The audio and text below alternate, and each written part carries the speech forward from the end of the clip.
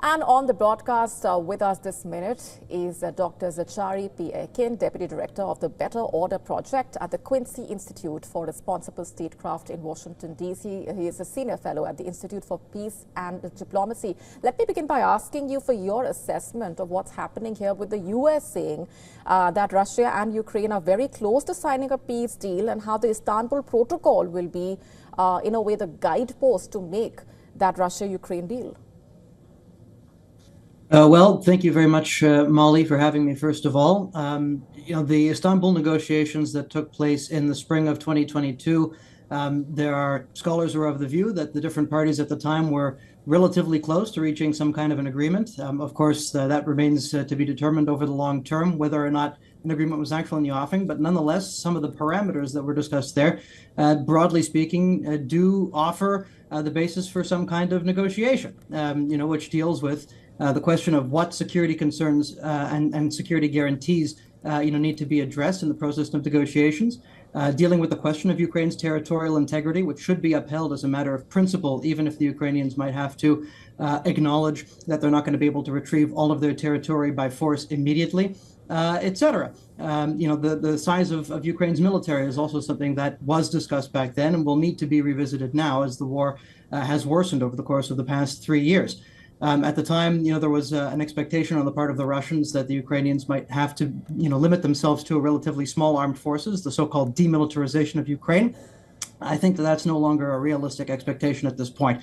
And if the Ukrainians are going to be asked not to join NATO as a part of the settlement to this conflict, they will need to have their security guaranteed through some kind of armed neutrality. So that means, a much more significantly and heavily armed Ukrainian military compared to what the Russians had in mind at the beginning of the war. So neither side is going to get 100% of what it wants. The Russians are not going to get a demilitarized Ukraine, but nor is the West going to be able to have a Ukraine that joins NATO, because that is just simply not a realistic outcome. Nonetheless, the Istanbul negotiations also showed that a deal in principle should be possible, even if it was not necessarily, in the offing, and that'll be up to historians ultimately to determine. Nonetheless, it showed that both sides were willing to make significant compromises in the pursuit of some kind of settlement, and that in principle, these are not two circles of a Venn diagram that don't intersect. If all sides are interested in a deal and the political will exists, it is absolutely possible for a deal to be reached. And indeed, this war may not have needed to have happened in the first place, just given the fact that such a deal, on the status of Ukraine in the European security order absolutely could have been reached in the lead up to this war, had political will been there. Right. Talking of political will and the pursuit for the peace deal, what do you make of the attempts being made to convince Trump to not abandon Kiev in pursuit of that peace agreement?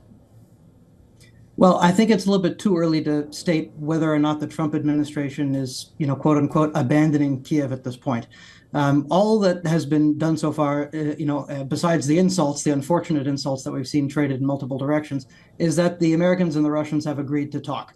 They haven't agreed on any concessions. The comments that were made, infamously at this point now by the Defense Secretary Hegseth, simply mentioned some obvious facts. That it is an unrealistic expectation that these negotiations will lead to Ukraine joining NATO, and that Ukraine, does not have the military capacity to retake all of its internationally recognized territory by force. Those are not concessions to Russia. That's not abandoning Ukraine. That's just a recognition of reality.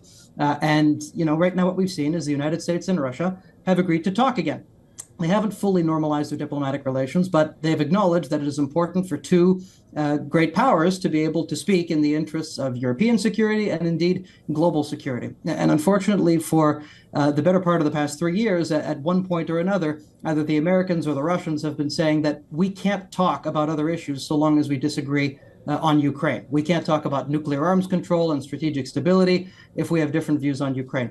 That's not a responsible position for great powers to have. It is in the interests of the world for Washington and Moscow to have some kind of functional dialogue, to ensure global security writ large. So what we've seen so far from these talks in Riyadh so far, is to some extent the decoupling of questions related to the resolution of the war in Ukraine from a U.S.-Russia restoration of diplomatic ties track. And that is perfectly legitimate. And we don't know necessarily what's going to be happening in the negotiations to come. Lots of parties and stakeholders are going to be consulted.